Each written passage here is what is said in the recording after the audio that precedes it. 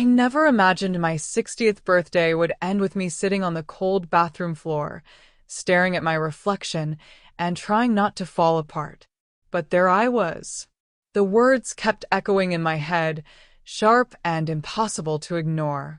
Useless burden. I pressed my hands against my temples, as if I could physically push the memory away. But it clung to me, replaying over and over again like a cruel loop. The worst part? It hadn't come from a stranger. It came from my daughter-in-law. Her name is Claire, and I had spent years helping her build the life she now used to look down on me. I had planned that birthday for weeks, not because I expected anything grand, but because I wanted to create something warm, something meaningful, something that reminded me I still had a place in my family. My apartment wasn't large, but I made it feel alive. Fresh flowers on every surface, soft music playing in the background, the smell of homemade food filling every corner.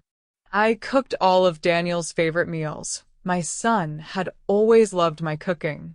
Roast chicken with herbs, creamy mashed potatoes, and the apple pie I used to make when he was a little boy.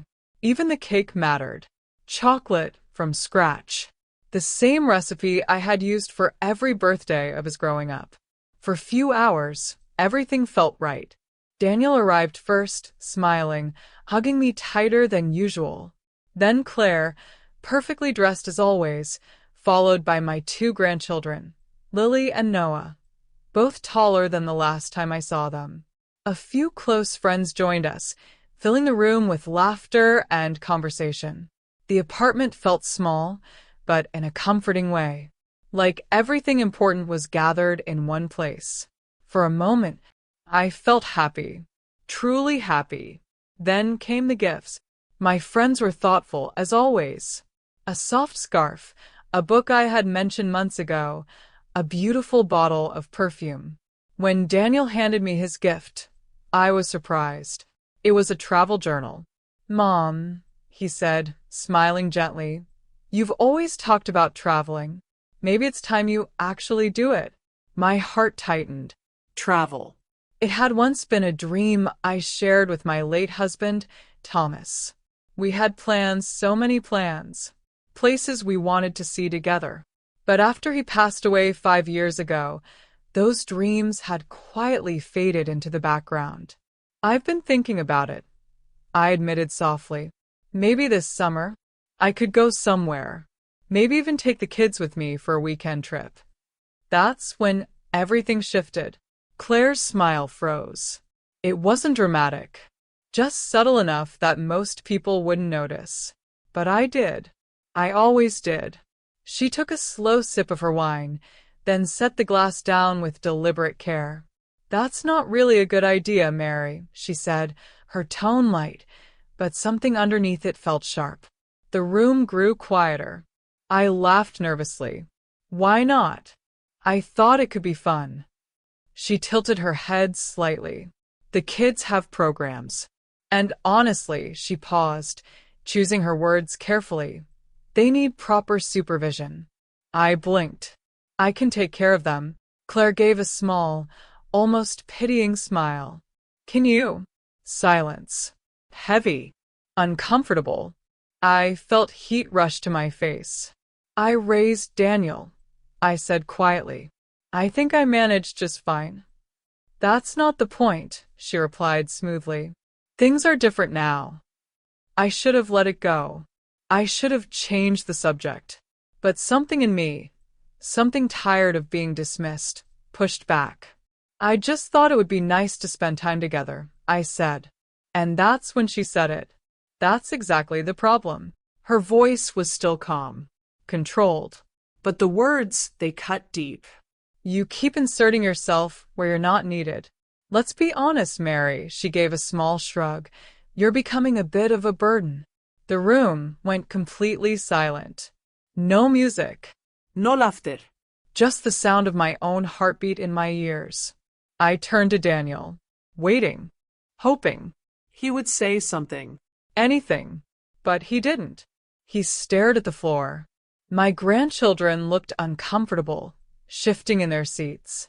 My friends avoided eye contact.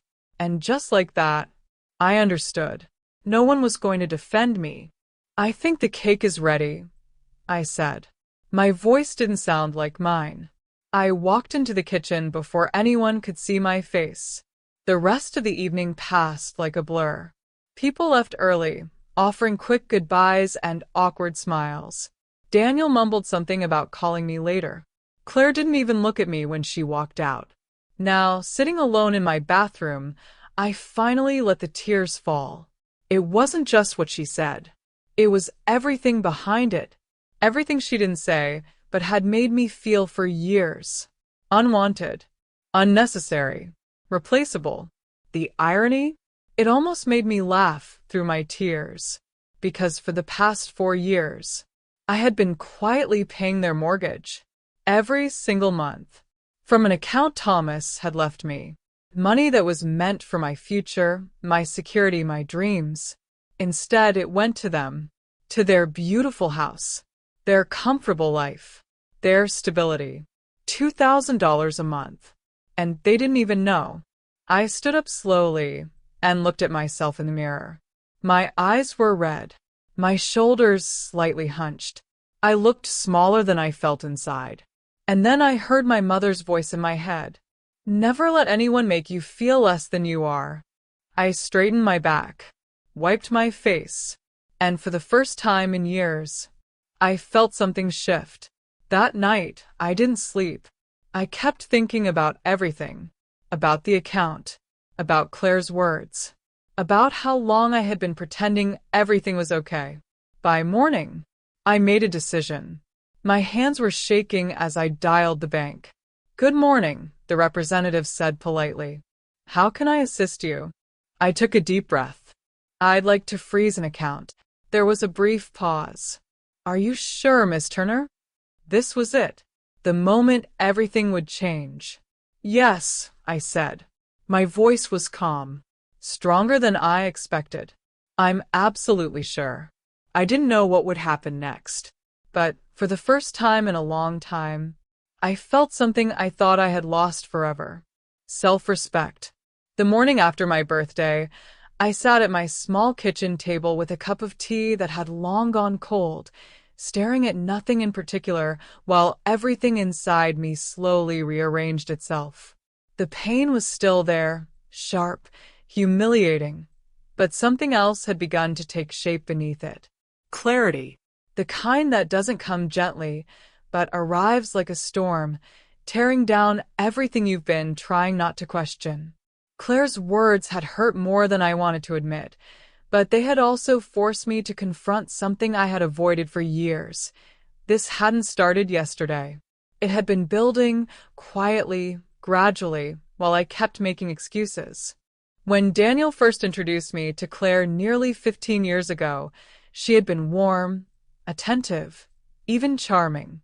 She asked about my recipes, complimented my home, insisted on helping during holidays. I remember thinking how lucky my son was. Even Thomas had his doubts back then. He would lower his voice and say, "Something feels off," but I always dismissed him. I thought he was being overly protective, the way fathers sometimes are. I told myself I was imagining things, that everything was fine.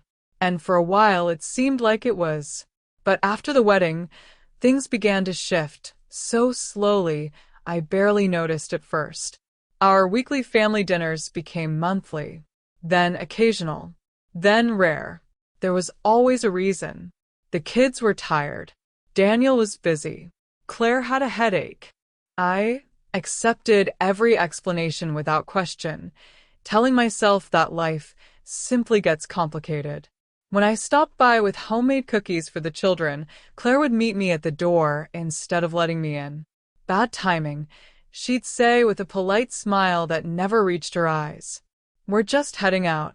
She would take the container from my hands, promise to tell the kids I came, and close the door before I could say anything else.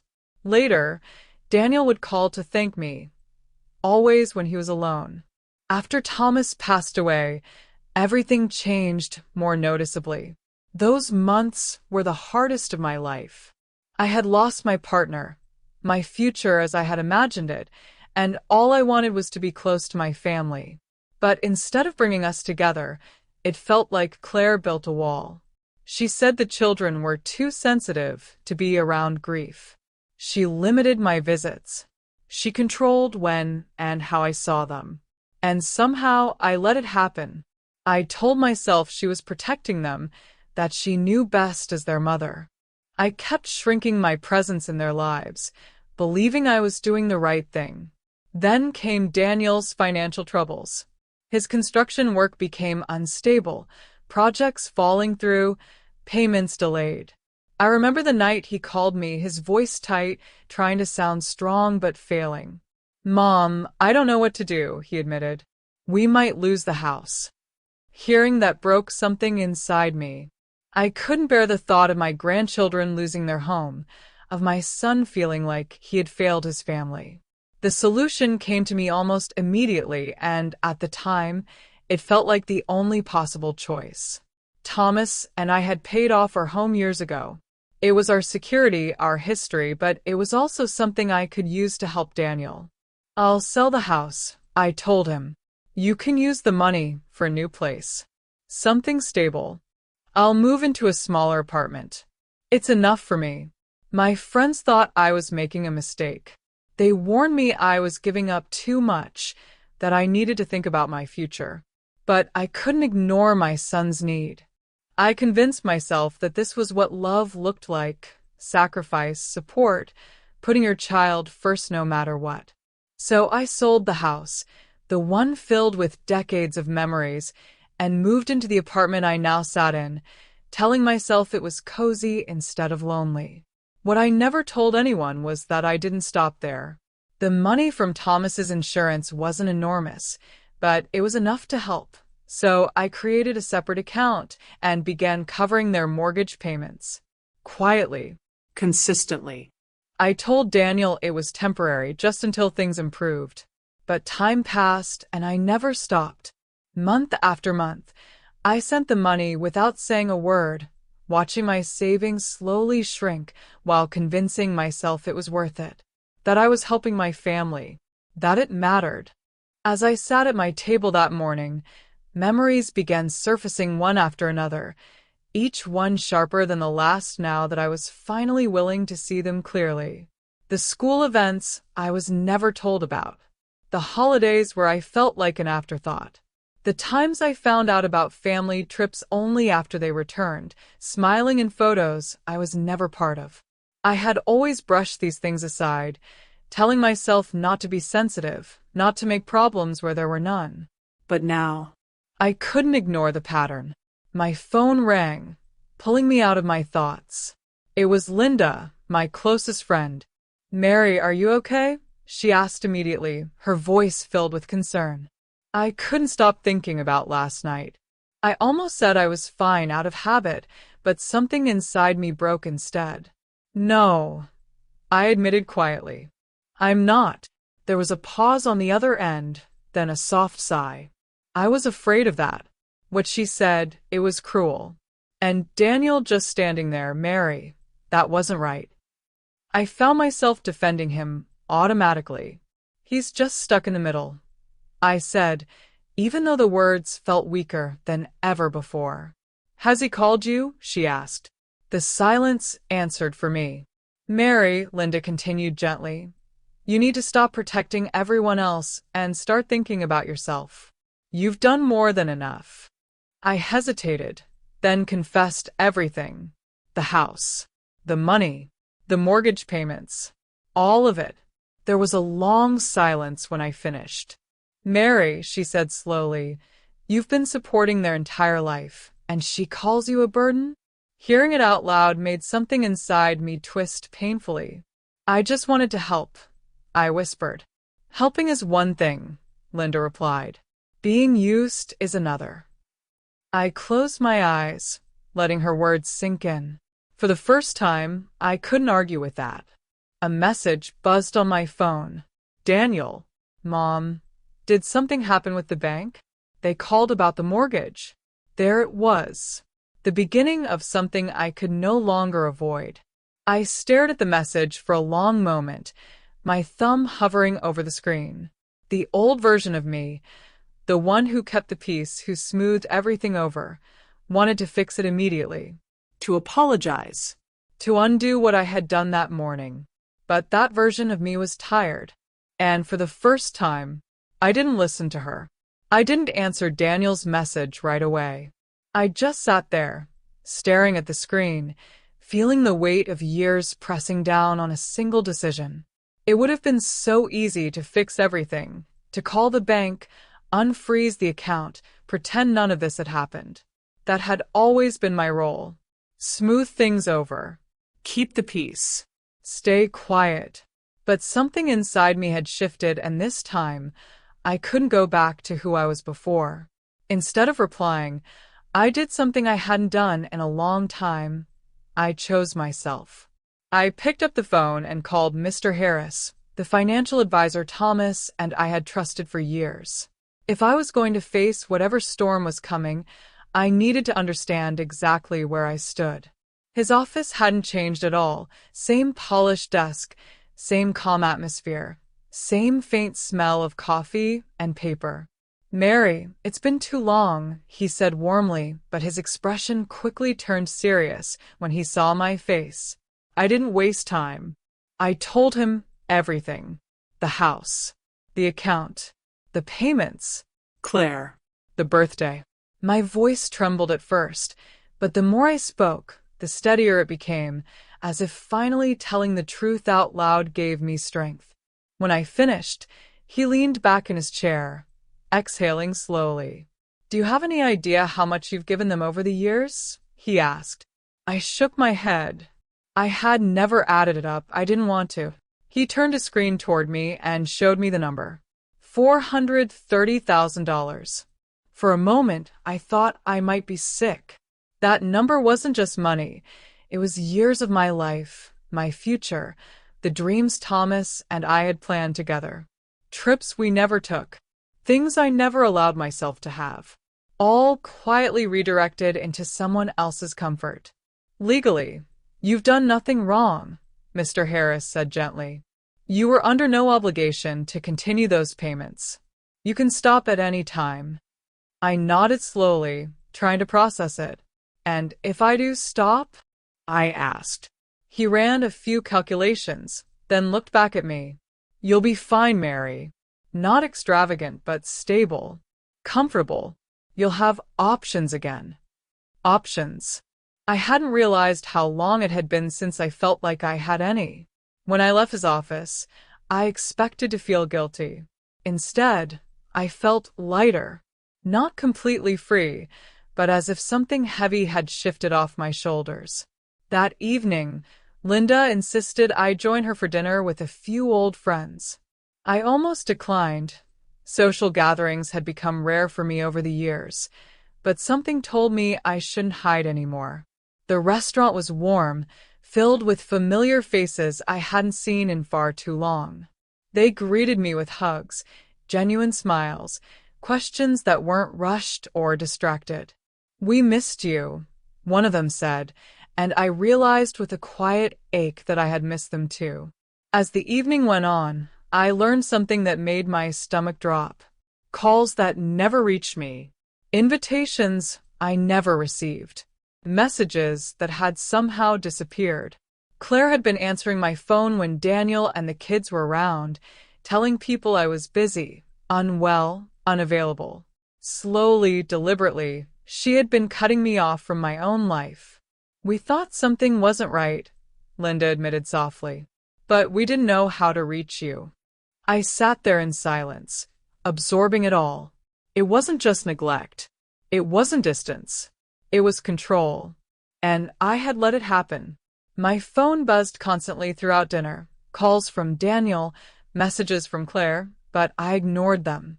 For once, I allowed myself a few hours of peace. When I got home later that night, I listened to the voicemails. Daniel sounded confused at first, then worried, then urgent. Claire's voice followed, polite at first, almost sweet, but underneath it I could hear something sharper. By the last message, she wasn't even pretending anymore. Her tone was cold, demanding, edged with anger. I deleted them all. Whatever was coming, I would face it on my terms. That night, I slept deeply for the first time in years. The next morning, I woke up early, made coffee, and sat by the window watching the sunlight fill the room. There was a strange calm inside me, not because things were resolved, but because I had finally stopped running from them. I called a lawyer, asked questions I should have asked years ago, and began putting things in order. Not out of fear, but out of clarity. By the time I turned my phone back on, there were over a dozen missed calls and a single message from Daniel. "We're coming over. Please be home." I knew this was it. The confrontation I had avoided for years had finally arrived. When the doorbell rang, my heart pounded, but I didn't hesitate. I opened the door and immediately saw the anger on Claire's face. It was barely contained beneath her perfectly composed appearance. Daniel stood slightly behind her, tense, uncertain, like a man who already sensed something was wrong but didn't yet understand how deep it went. "What did you do?" Claire demanded, pushing past me into the apartment without waiting. I closed the door calmly and turned to face them. "Hello, Claire." Daniel, I said evenly. "Mom," Daniel began, "there's some kind of issue with the bank. The mortgage payment didn't go through." I met his eyes. "It's not an issue," I said quietly. "I froze the account." The silence that followed was immediate and heavy. Claire blinked, clearly not expecting that answer. Daniel frowned. "What account?" he asked. And in that moment, everything shifted. I felt it before I even spoke. "The account I've been using to pay a mortgage," I said. The look on his face. I will never forget it. Confusion. Shock? Disbelief. "What are you talking about?" he asked slowly. Claire stepped in quickly. "Mary's just confused," she said sharply. "She doesn't know what she's saying." But I didn't look at her. I walked to my desk, picked up the folder I had prepared, and handed it to Daniel. "Look," I said. His hands trembled slightly as he opened it, flipping through page after page. Bank statements, transfers, years of proof. I watched as the truth unfolded in front of him in numbers he couldn't deny. "Every month," he whispered. "This whole time." He looked up at Claire. "Did you know about this?" For the first time, she hesitated. Just for a second. Then she straightened. "Of course I knew," she said defensively. "Your mother offered to help when things were bad." "Temporarily," I said quietly. "Not forever. And certainly not while being treated like I don't matter."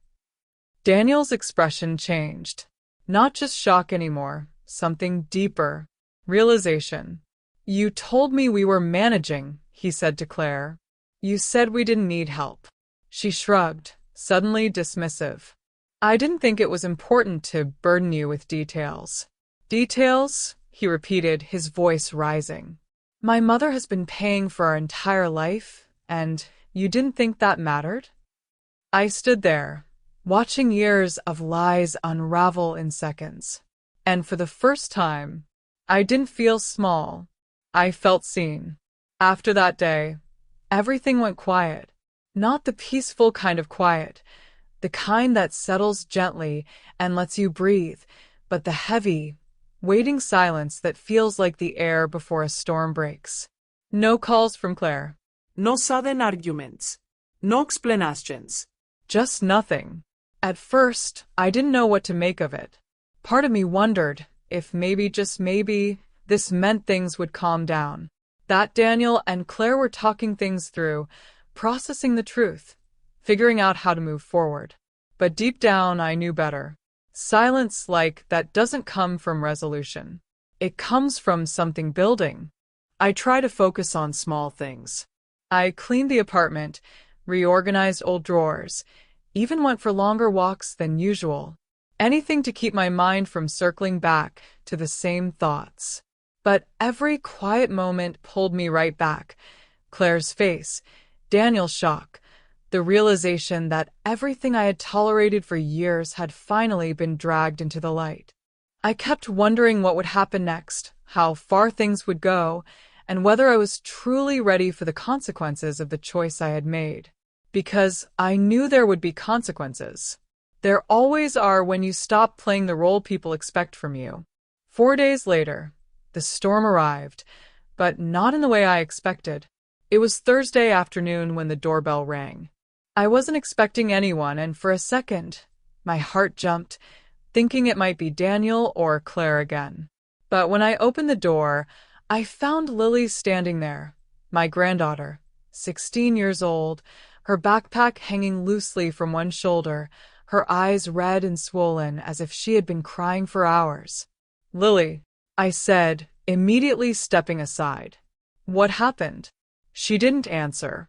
She just walked in and wrapped her arms around me, holding on tightly like she used to when she was a little girl. And then she broke down. Everything came out at once. Between tears and uneven breaths, she told me what the past few days had been like. The arguments, the shouting, Doors slamming. nights where no one slept. Claire accusing Daniel of betrayal, of turning against her, of choosing me over his own family. Daniel trying, finally, to push back, to question things he had never questioned before.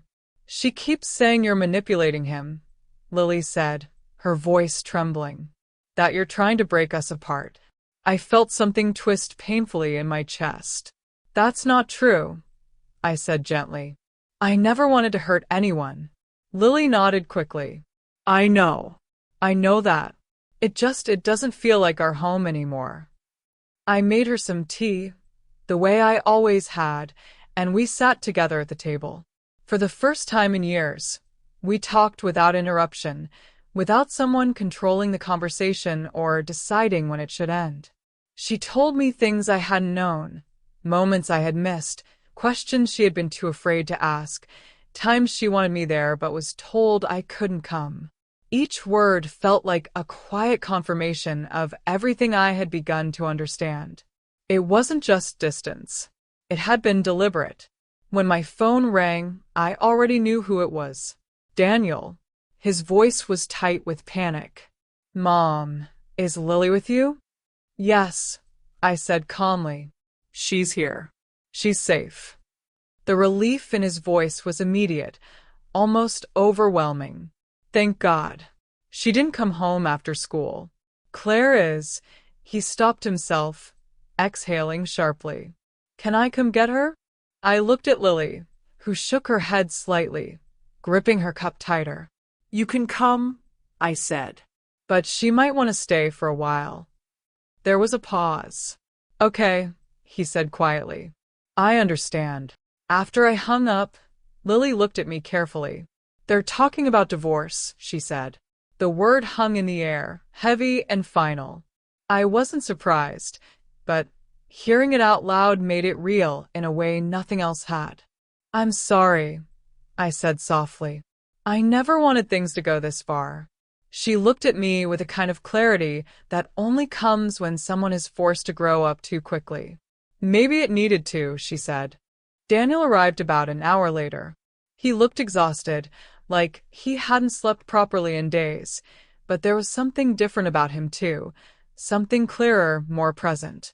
When he saw Lily, he hugged her tightly, and for a moment, they just stood there, holding on to each other.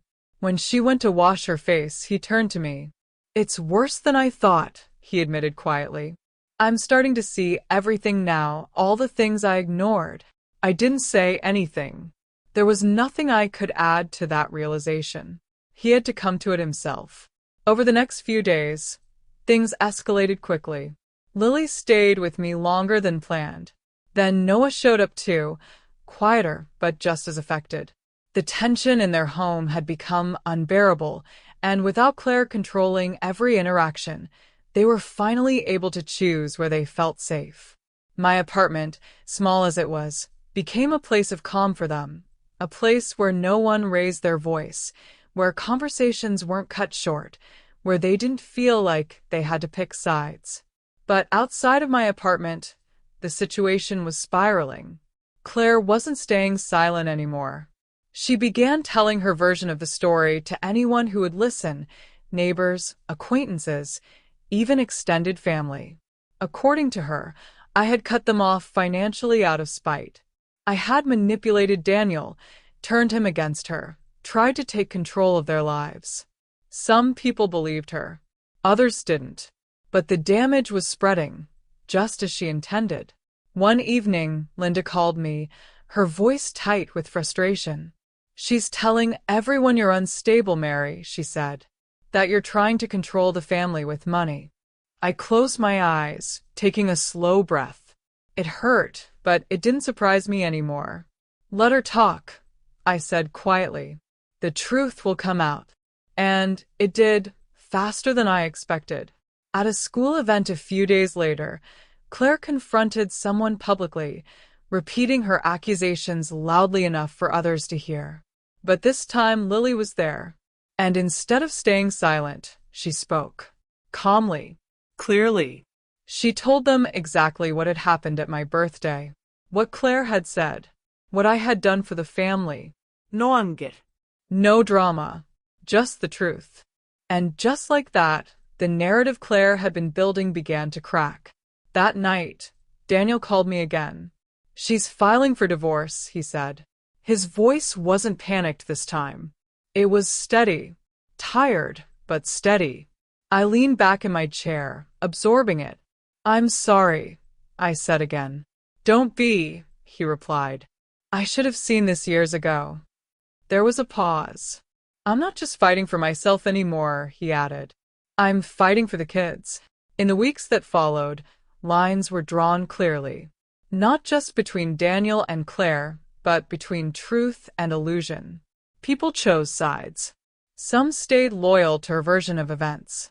Others began to see through it.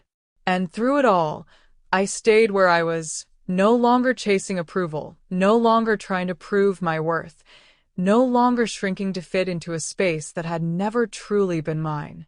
For the first time in years, I wasn't reacting. I was simply standing my ground.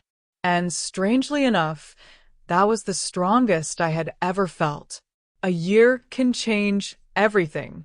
Not all at once, not in some dramatic, cinematic way, but slowly, steadily, like a quiet shift you only fully understand when you stop and look back.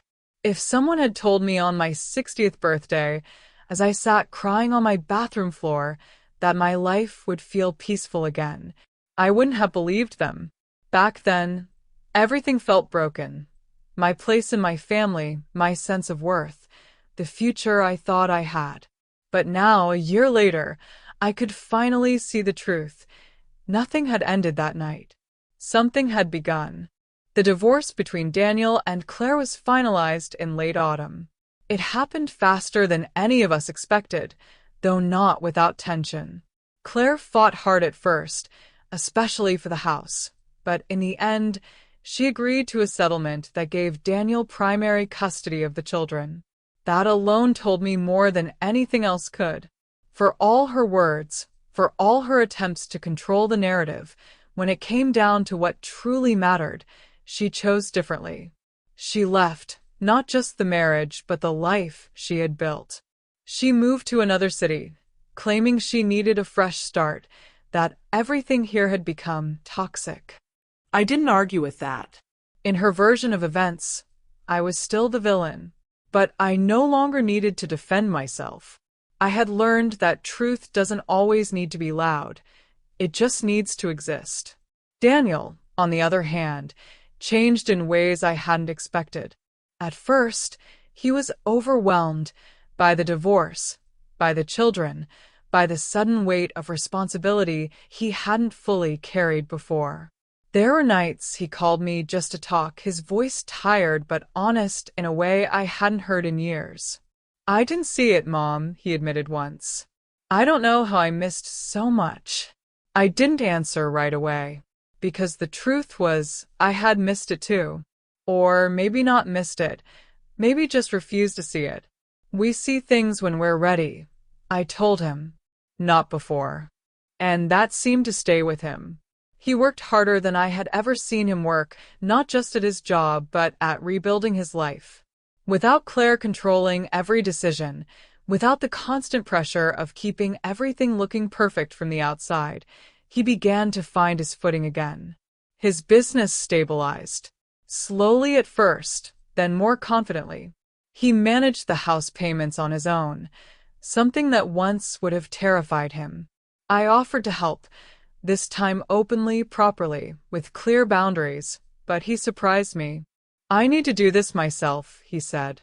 "Not because I don't need you, but because I finally understand what independence means." And for the first time in years, I felt proud of him, not just as my son, but as a person. Lily and Noah changed too. The tension that had once followed them like a shadow slowly disappeared. Lily threw herself into her dance again, but this time there was something different in her. Confidence, freedom, a sense that she no longer had to hold herself back. Noah, quieter by nature, found his own path. He discovered photography and became obsessed with capturing small, everyday moments, sunlight through windows, reflections in puddles, candid smiles. He showed me his work one afternoon, and I realized he had been watching everything more closely than any of us knew. "I like real things," he said simply.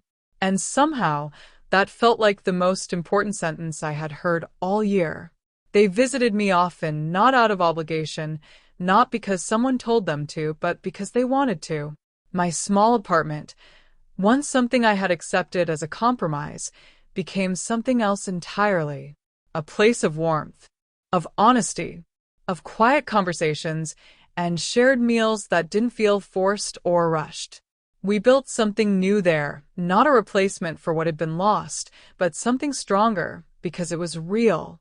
As for me, I changed in ways that were harder to explain. It wasn't just about what I stopped doing, stopping the payments, stopping the excuses, stopping the constant need to prove my worth. It was about what I started allowing myself to feel, To want. To choose. For years, I had lived as if my role was to support everyone else, quietly and without question. I thought that was love. But now I understood that love without boundaries isn't love, it's sacrifice without end. And I was done sacrificing myself for people who didn't see me. With the money I was no longer sending every month, something unexpected happened. I began to have options. Real ones. Not just survival, not just getting by, but actual choices about how I wanted to live. And for the first time in decades, I allowed myself to think about something I had buried for years. Travel. The journal Daniel had given me sat on my shelf for months before I finally opened it again. At first, I didn't know what to write. It felt almost unreal that I could plan something just for myself. But little by little, the idea grew. A place Thomas and I had always talked about. Shumer vast. Open. Different from everything I had known. The Grand Canyon. I planned the trip slowly, carefully, savoring every detail in a way I hadn't allowed myself to do before. I bought comfortable shoes, a proper hat, even a camera, something I hadn't owned in years. Lily helped me research trails. Noah insisted on teaching me how to take better photos. Daniel handled the logistics, quietly making sure everything was set. A week before I left, the kids showed up at my door with a gift. Inside was another journal, but this one was already filled. Notes. Photos. Little pieces of places Thomas and I had once dreamed about. They had gathered stories from my friends, added their own thoughts, left space for me to continue. "It's not just for this trip," Lily said. "It's for all of them." I held it in my hands, overwhelmed, not just by the gift itself, but by what it meant. They didn't see me as someone fading into the background. They saw me as someone just beginning. The night before my trip, Daniel invited a few people over. Nothing big, just close friends, familiar faces, quiet laughter. At one point, he raised his glass and said, "To my mom, the strongest person I know." I smiled, but I shook my head slightly. Not the strongest, I said. Just someone who finally learned when to stop being weak. There was a difference, and I felt it. The next morning, as I sat on the plane, I looked out the window as the city slowly disappeared beneath the clouds. I thought about everything that had led me there. One moment, one decision, one boundary that changed everything. It hadn't been easy. It had cost me comfort, certainty, and the illusion of peace. But what I gained was something far greater. Myself. I opened the journal, turned to the first blank page, and began to write. Today, I am not someone's burden. I am not someone's obligation. I am not someone waiting to be needed. I am Mary. And for the first time in a very long time, that was more than enough.